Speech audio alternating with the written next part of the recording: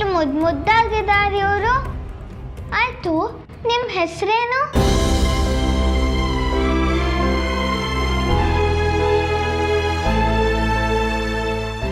ಹೇಳಲ್ವಾ?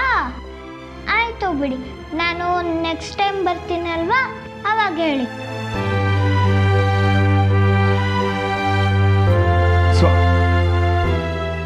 ಇಲ್ಲೇನ್ ಮಾಡ್ತಿದ್ಯಾ? ದೀಪ ಚೆನ್ನಾಗಿ ಉರಿಬೇಕು ಅಂತ. ನನ್ನ ಮಗಳೇ ನನ್ನ ಮನೆನ ಬೆಳಗಿಸ್ತಾಳೆ. ಅಂಕಲ್, ಈ ಫೋಟೋಗೆ ಹಾಲಾಗಿ ದೀಪ ಹಚ್ಚಿದೀರ ಅಲ್ವಾ? ಇವ್ರು ಯಾರು ಅಂಕಲ್? ಅವರು ನನ್ನ ಹೆಂಡತಿ. ನೋಡಕ್ ತುಂಬಾನೇ ಚೆನ್ನಾಗಿದ್ದಾರೆ ಅಂಕಲ್. ನೋಡಕ್ಕಷ್ಟೇ ಅಲ್ಲ, ಗುಣದಲ್ಲಿ ರೂಪದಲ್ಲಿ ಎಲ್ಲ ನಿನ್ನ ಹಾಗೆ ಇದ್ರು. ಮತ್ತೆ ಎಲ್ಲಿ ಅವರು? ನಾನು ಅವ್ರನ್ನ ನೋಡ್ಬೇಕಲ್ಲ.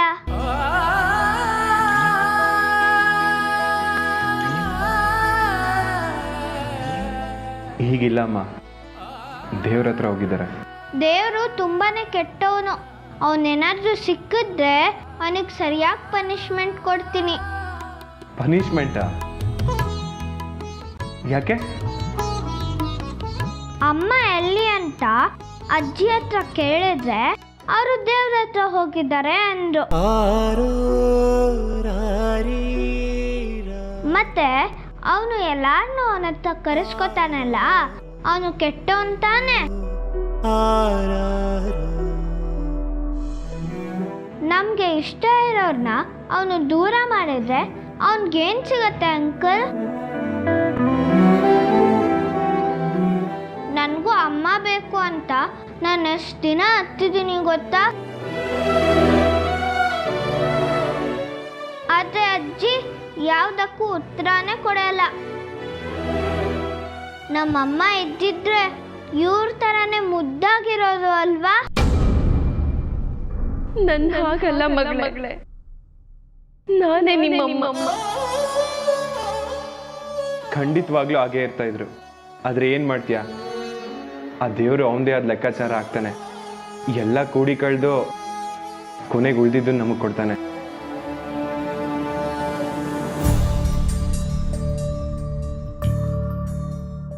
ನಾವು ಅನ್ಕೊಂಡಾಗ ಯಾವುದು ನಡೆಯಲ್ಲ. ಹೀಗೆ ಆಗ್ಬೇಕು ಅಂತ ಅವನು ಹೇಳ್ತಾನೆ, ಅದು ಹಾಗೆ ನಡೆಯುತ್ತೆ ಪುಟ. ಹೋಗಿ ಅಂಕಲ್, ದೇವ್ರು ತುಂಬಾನೇ ಕೆಟ್ಟವನು. ಸರಿ, ಭಾಸ್ಕರ್ ಅಂಕಲ್ ನಿನ್ನ ಹುಡುಕ್ತಿದ್ದಾರೆ, ಬಾ ಹೋಗೋಣ. ಅಂಕಲ್, ತಪ್ಪಿಸ್ಕೊಳಕ್ಕೆ ನಾನೇನು ಬೆಳ್ಳಿ ಅಕ್ಕ ಅಲ್ಲ. ತಪ್ಪಿಸ್ಕೊಂಡ್ರು ನಮ್ಮನೆ ದಾರಿ ನನ್ಗೆ ಗೊತ್ತು. ಮುದ್ದು ಬಂಗಾರ ನೀನು. ಭಾಸ್ಕರ್ ಅಂಕಲ್ ನಿನ್ನ ಹುಡುಕ್ತಿದ್ದಾರೆ, ಬಾ ಹೋಗೋಣ.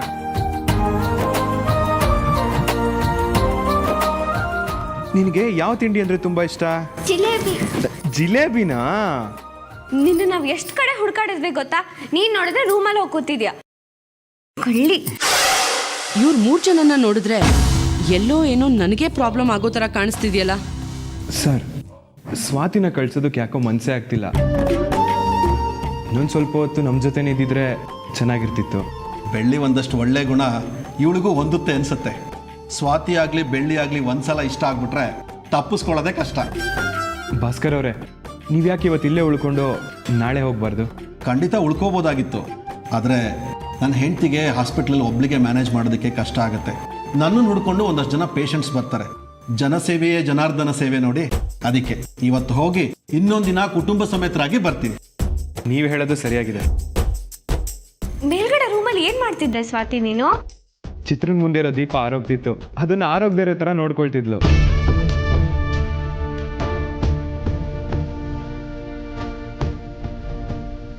ಫೋಟೋ ನೋಡಿ ಯಾರು ಇವರು ತುಂಬಾ ಚೆನ್ನಾಗಿದ್ದಾರೆ ಅಂತ ಕೇಳ್ತಾ ಇದ್ಲು. ಚಿತ್ರನ್ ಫೋಟೋ ಇವಳಿಗೆ ಯಾಕೆ ಇಷ್ಟ ಆಯ್ತು ಅಂತಾನೆ ಗೊತ್ತಾಗ್ತಿಲ್ಲ.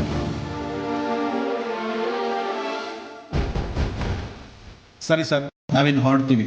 ಸ್ವಾತಿ, ಎಲ್ರಿಗೂ ಬಾಯ್ ಹೇಳು. ಬಾಯ್. ಬನ್ನಿರಿ ಅಕ್ಕ.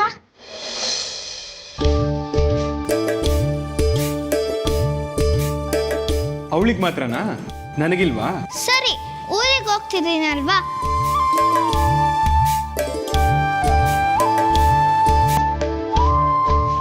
ಬಾಯ್.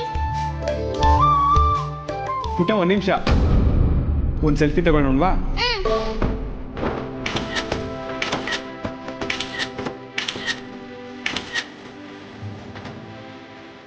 ಸರ್, ನಿಮ್ ವಿಸಿಟಿಂಗ್ ಕಾರ್ಡ್ ಬೇಕಿತ್ತು. ಹಾ ಕೊಡೋಣ ಅನ್ಕೊಂಡೆ ಮರ್ತ್ಬಿಟ್ಟಿದ್ದೆ, ತಗೊಳ್ಳಿ. ಸರಿ ಸರ್, ನಾವಿಲ್ಲಿ ಬರ್ತೀನಮ್ಮ. ಎಲ್ರಿಗೂ ಬಾಯ್ ಹೇಳು. ಬಾಯ್, ನಾನು ಮತ್ತೆ ಬರ್ತೀನಿ.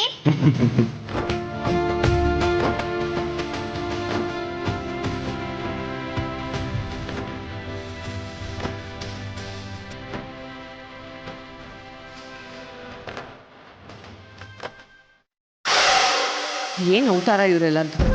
ಈ ಮನೆ ಹೇಳೋರಿಲ್ಲ ಕೇಳೋರಿಲ್ಲ. ಇವಳು ಸತ್ತಿರೋಳು ಮತ್ತೆ ಬದುಕು ಬಂದಿದ್ದಾಳೆ. ನಾನು ಬಿಡಲ್ಲ, ಇವಳನ್ನ ಮತ್ತೆ ಸಾಯಿಸ್ತೀನಿ. ಮಾಯಾ, ನನ್ನನ್ನು ಈ ಪರಿಸ್ಥಿತಿಗೆ ತಂದವರನ್ನ ಯಾರನ್ನು ನಾನು ಸುಮ್ಮನೆ ಬಿಡಲ್ಲ. ಮೊದಲು ಆ ಕೆಲಸ ಮಾಡು ಮಾಯಾ. ಈ ಹಾಳಾದವಳು ಬದುಕಿರೋವರೆಗೂ ನಮ್ಗೆ ನೆಮ್ಮದಿ ಇಲ್ಲ.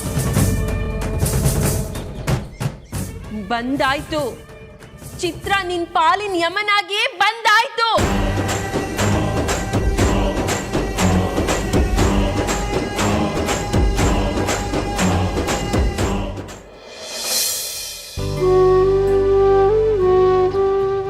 ಯಾಕೆ ಬೀಳಿ ಇಲ್ಲಿ ನಿಂತಿದ್ಯಾ?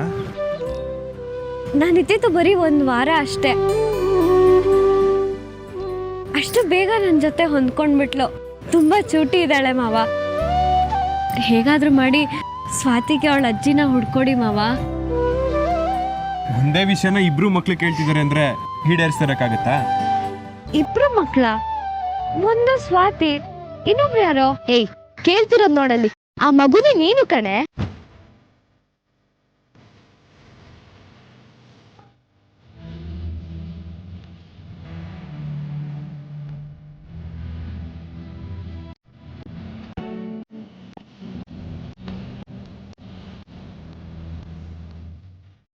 ಈ ಪುಟ್ಟ ಮಗುನ ಆದಷ್ಟು ಬೇಗ ಇಲ್ದೇ ಹಾಗೆ ಮಾಡೋದೇ ನನ್ನ ಕೆಲಸ. ಏನ್ ಗತಿ ಕಾಣಿಸ್ತೀನಿ ಅಂತ ನೋಡ್ತಾ ಇರೋ ಬೆಳ್ಳಿ. ಶರ್ಮಿಳಾ, ಬಂದೆ ಅಣ್ಣ.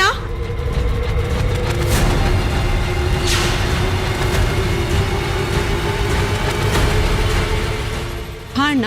ಬೆಳ್ಳಿ ಬಗ್ಗೆ ಊರ್ನವ್ರಿಗೆಲ್ಲ ತಿಳಿಸು. ಬೆಳ್ಳಿ ಬದುಕಿದಾಳೆ ಅಂತ ಗೊತ್ತಾದ್ರೆ ಎಲ್ರು ಖುಷಿ ಪಡ್ತಾರೆ. ಆಮೇಲೆ ಇನ್ನೊಂದು ವಿಷಯ, ನಾನು ಯಾರು ಕೊಳ್ಳಿಟ್ಟೆ ಅನ್ನೋದನ್ನ ತಿಳ್ಕೊಳಕ್ ಹೇಳು.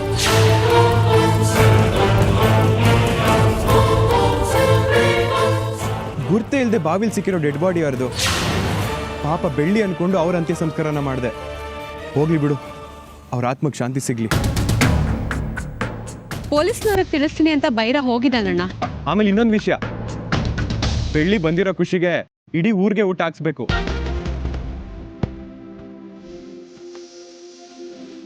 ಫ್ಯಾಕ್ಟ್ರಿಯವರು, ಮಿಲ್ನವರು ಯಾರು ಮಿಸ್ ಆಗ್ಬಾರ್ದು. ಎಲ್ಲಾನು ನಾವೇ ನಿಂತ್ಕೊಂಡು ನೋಡ್ಕೊಳ್ಳೋಣ. ಆಯ್ತಣ್ಣ. ಬೆಳ್ಳಿ ಬಂದಿರೋ ಸಂತೋಷನ ನಾವಷ್ಟೇ ಅಲ್ಲ, ಇಡೀ ಊರ್ನವರೇ ಸಂಭ್ರಮ ಪಡ್ಬೇಕು. ಊರಿಗೆ ದೇವಿ ಬಂದಿದ್ದಾಳೆ ಅಂದ್ಮೇಲೆ ರಥೋತ್ಸವ ನಡೀದೇ ಇರುತ್ತಾ? ಏನಂತ ರಿಣಿ? ಜಾತ್ರೆ ಫಿಕ್ಸ್ ಆದಾಗೆ ಬಿಡಿ ಮಾವ.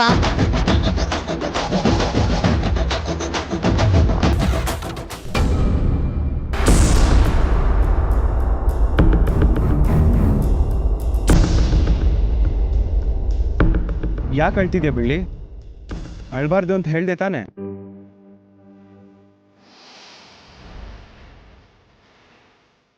ನನ್ನ ಮುದ್ದು ಮಾವ ನನ್ನನ್ನು ಇಷ್ಟೊಂದು ಹಂಚ್ಕೊಂಡಿದ್ದಾರೆ ಅಂತ ನನ್ಗೆ ಅವತ್ತು ಗೊತ್ತಾಗ್ಲಿಲ್ಲ.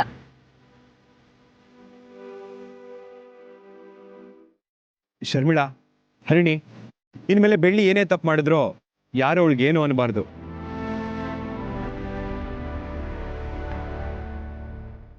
ರಾಜ್ಕುಮಾರಿನ ಹೇಗೆ ನೋಡ್ಕೊಳ್ತೀವೋ ಅವಳನ್ನ ನೋಡ್ಕೋಬೇಕು. ಒಂದು ಸಣ್ಣ ಚಿಂತೆ ಕೂಡ ಅವಳ ತಲೆಯಲ್ಲಿ ಬರಬಾರ್ದು. ಆ ರೀತಿ ನಾವು ನೋಡ್ಕೋಬೇಕು. ಏನೇ ವಿಚಾರ ಇದ್ರೂ ಮೊದಲು ನನಗೆ ಹೇಳು, ಆಮೇಲೆ ಮಿಕ್ಕಿದ್ ನೋಡ್ಕೊಳ್ಳೋಣ. ಆಗ್ಲಿಂದ ನಾನೇ ಮಾತಾಡ್ತಿದ್ದೀನಿ ಬೆಳ್ಳಿ. ನಿನಗೇನ್ ಬೇಕನ್ಸುತ್ತೆ ಹೇಳು, ಅದನ್ನ ನಾನೇ ತಂದ್ಕೊಡ್ತೀನಿ. ನಿಮ್ ನಗು ಮುಂದೆ ನನಗೆ ಬೇರೆ ಏನೂ ಬೇಡ ಮಾವ. ನನಗೇನೂ ಆಗಿಲ್ಲ. ನಾನು ಬದುಕಿದ್ದೀನಿ ಅಂತ ನಿಮಗೆ ಗೊತ್ತಾದಾಗ ನೀವು ಖುಷಿ ಪಟ್ರಲ್ಲ, ಆ ಖುಷಿ ಮುಂದೆ ನನಗೆ ನೀವು ಬೇರೆ ಏನೇ ಕೊಟ್ರು ಅದು ಚಿಕ್ಕದು ಅನ್ಸುತ್ತೆ.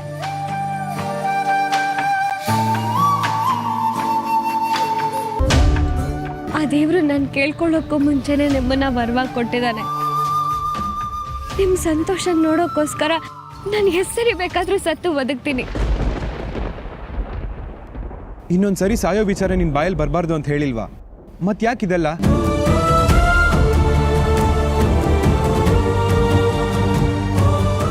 ಅದ್ ಸರಿ, ನಾನು ಕೇಳಿದ ಪ್ರಶ್ನೆಗೆ ಉತ್ತರನೇ ಬರಲಿಲ್ಲ.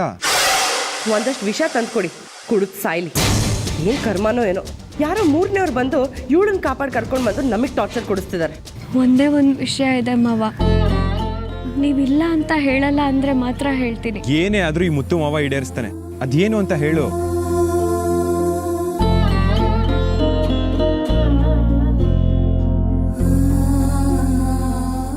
ಮುಂಚೆ ನಾನು ಇದ್ದಿದ್ದ ಮನೆ ಬೆಂಕಿ ಬಿದ್ದು ಸುಟ್ಟೋಯ್ತು.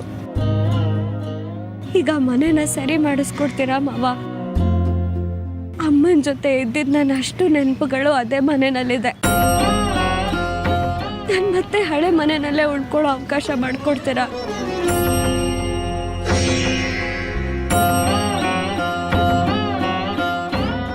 ಮಾವ ನನ್ನ ಜೊತೆ ಹೂ ಮಾರೋ ಪಾರ್ವತಕ್ಕನೂ ಇರ್ತೀನಿ ಅಂತ ಹೇಳಿದ್ದಾರೆ. ಆಗ ನನಗೆ ಯಾವ ತೊಂದರೆನೂ ಇರಲ್ಲ. ನೀವು ಹೂ ಅಂದ್ರೆ ನಾನು ಅದೇ ಮನೆಯಲ್ಲಿ ಉಳ್ಕೋತೀನಿ. ಆ ಮನೇಲಿ ಇದ್ದಿದ್ ನಿಜ, ಆದ್ರೆ ನಿಜವಾದ ಮನೆ ಇದು ಬೆಳ್ಳಿ.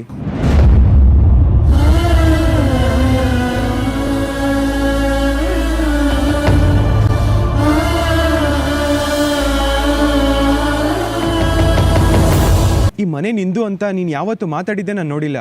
ಏನೇ ವಿಷಯ ಬಂದ್ರೂ ಈ ಮನೆನ ದೂರ ಇಟ್ಟೆ ಮಾತಾಡ್ತೀಯಲ್ಲ, ಯಾಕೆ ಬೆಳ್ಳಿ? ಇಲ್ಲಿ ನೀನ್ ಮೂರನೇವಳಲ್ಲ ಬೆಳ್ಳಿ, ನೀನೇ ಮೊದಲನೇವಳು ಅನ್ನೋದು ನಿನ್ ತಲೆಗೆ ಬರಬೇಕು. ಈ ಭಿಕ್ಷುಕಿಗೆ ಅಪ್ಪ ಅಮ್ಮ ಅಂತ ಯಾರು ಇರಲ್ಲ, ಬೆಳ್ಳಿಗೂ ಅಪ್ಪ ಅಮ್ಮ ಅಂತ ಯಾರು ಇಲ್ಲ. ಅಪ್ಪ ಬೆಳ್ಳಿಗೂ ಮನೆ ಆಸ್ತಿ ಪಾಸ್ತಿ ದಿಕ್ಕು ದೆಸೆ ಅಂತ ಯಾರು ಇಲ್ಲ. ಇವರು ಅನಾಥ್ರೆ, ಇವಳು ಅನಾಥನೇ. ಅವ್ರ ಅಮ್ಮ ಅಜ್ಜಿ ಇದ್ದಾಗ ಹೊಟ್ಟೆ ತುಂಬಾ ಊಟ ಸಿಗೋದು. ಯಾರು ಕಷ್ಟ ಪಡ್ತಿದ್ರು, ಯಾರು ದುಡಿತಿದ್ರು ಅಂತ ಒಂದು ಗೊತ್ತಾಗ್ಲಿಲ್ಲ. ಅವಳು ಬೀದಿ ಬಿಕಾರಿ ಆಗಿದ್ದಲ್ದೆ ನಮ್ಮನ್ನು ಬಿಕಾರಿ ಮಾಡಕ್ ನೋಡ್ತಾಳೆ.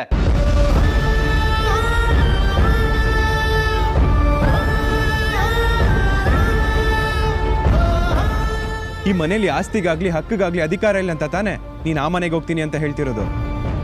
ಹಾಗಲ್ಲ ಮಾವ. ಸರಿ ಬಾ, ಅದು ಬಾ ಹೇಳ್ತೀನಿ ಬೆಳ್ಳಿ.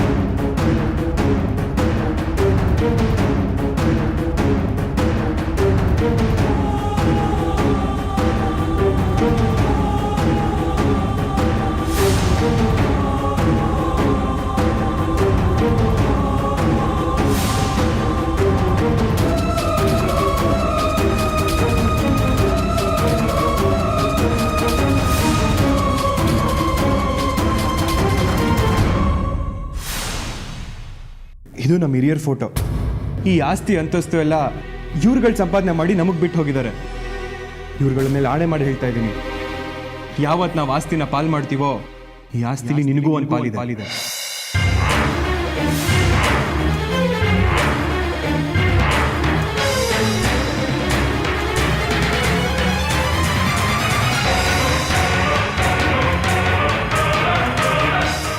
ಇದನ್ನ ನೀನು ಬೇಡ ಅನ್ನೋ ಹಾಗೆ ಇಲ್ಲ, ಇದು ನಿನ್ ಪಾಲಿಂದು, ನೀನ್ ತಗೊಳ್ಳೇಬೇಕು. ಮಾವ, ಯಾಕೆ ಅವಳನ್ನ ಅಷ್ಟೊಂದು ಫೋರ್ಸ್ ಮಾಡ್ತಿದ್ದೀರಾ? ಈ ವಿಚಾರನ ಬೇರೆ ಯಾವತ್ತಾದ್ರೂ ಮಾತಾಡ್ಬೋದಲ್ವಾ? ಪಾಪ ಬೆಳ್ಳಿ ಎಷ್ಟು ದಿನ ಆದ್ಮೇಲೆ ವಾಪಸ್ ಮನೆಗೆ ಬಂದಿದ್ದಾಳೆ. ಅವ್ರು ಸ್ವಲ್ಪ ಸುಧಾರಿಸ್ಕೊಳ್ಳಿ. ಮಾಯಾ ಹೇಳೋದು ಸರಿಯಾಗೇ ಇದೆ. ನಾನು ಮಿಲ್ಲಿಗೆ ಹೋಗಿ ಬರ್ತೀನಿ, ನೀನು ಆರಾಮಾಗಿ ರೆಸ್ಟ್ ಮಾಡು. ಆಮೇಲೆ ಇನ್ನೊಂದು ವಿಚಾರ, ಈ ಮನೆ ಬಿಟ್ಟು ಆ ಮನೆಗೆ ಹೋಗ್ಬೇಕು ಅನ್ನೋದನ್ನ ಮೊದಲು ನಿನ್ನ ತಲೆಯಿಂದ ತೆಗೆದಾಕು, ಸರಿನಾ?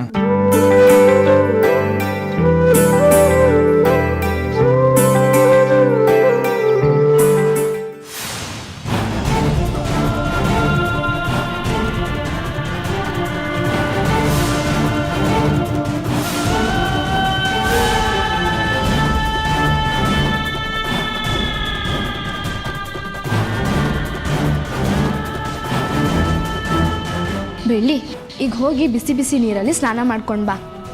ನಾನು ನಿನ್ಗೆ ಇಷ್ಟವಾದ ಸಾಂಬಾರು ಮಾಡಿದ್ದೀನಿ, ಮೊದಲು ತಿಂದು ಆಮೇಲೆ ರೆಸ್ಟ್ ಮಾಡುವಂತೆ. ಆಮೇಲೆ ಇನ್ನೊಂದು ವಿಷಯ, ಮುತ್ತು ಮಾವ ಹೇಳಿದಾರಲ್ವಾ ನಿನಗೂ ಈ ಆಸ್ತಿನಲ್ಲಿ ಪಾಲಿದೆ ಅಂತ. ಇವತ್ತಿಂದ ನೀನು ಈ ಮನೆಗೆ ಯಜಮಾನಿನೇ, ಅದನ್ನ ಮಾತ್ರ ಮರಿಬೇಡ.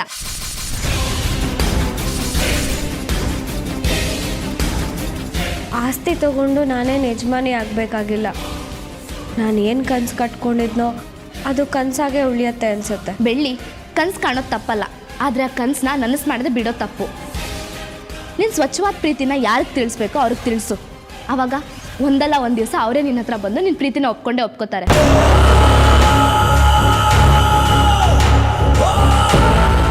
ಈಗ ನಾನು ಹೇಳಿದ್ದನ್ನು ನೀನು ಕೇಳು, ಆಮೇಲೆ ನಾನು ಹೇಳಿದ್ದು ನಡೆದಿಲ್ಲ ಅಂದರೆ ನೀನು ಹೇಳಿದ್ದನ್ನು ನಾನು ಕೇಳ್ತೀನಿ. ಮೊದಲು ಇವಾಗ ಹೋಗ್ಬಿಟ್ಟು ರೆಡಿ ಆಗು, ನಾವು ದೇವಸ್ಥಾನಕ್ಕೆ ಹೋಗಿ ಬರೋಣ.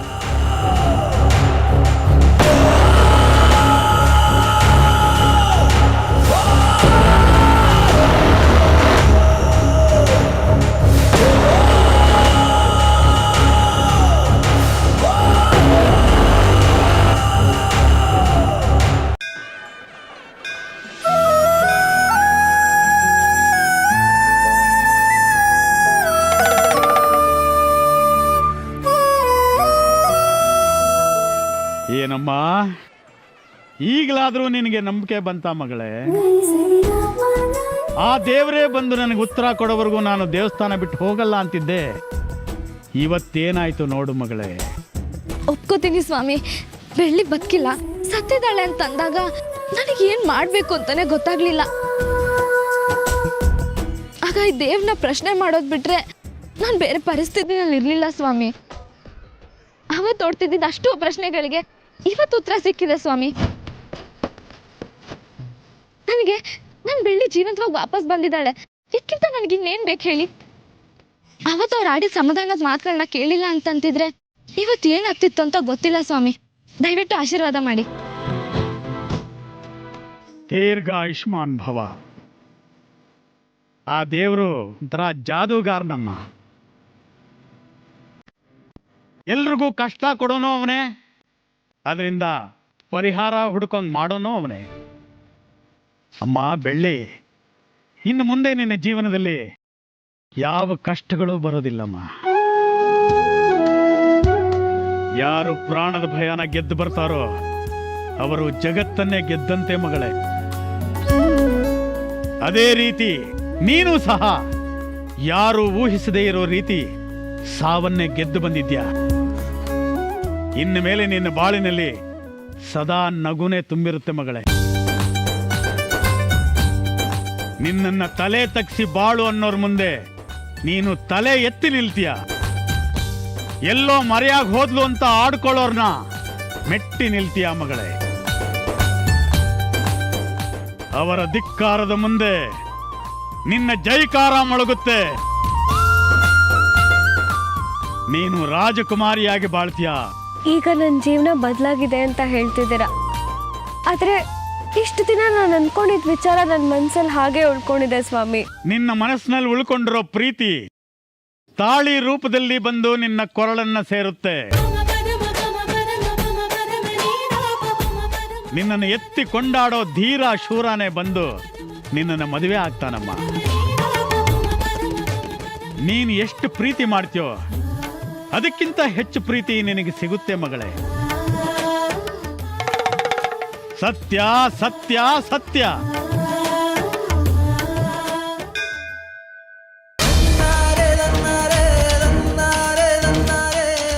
ಕೇಳಿದ್ಯಾ ಮಗಳೇ? ಶುಭ ಶಕುನ. ಹೋಗಿ ಬಾ ಮಗಳೇ, ಇನ್ನು ಮುಂದೆ ಎಲ್ಲವೂ ಶುಭವಾಗ್ತೈತೆ. ನಾವಿನ್ ಬರ್ತೀವಿ.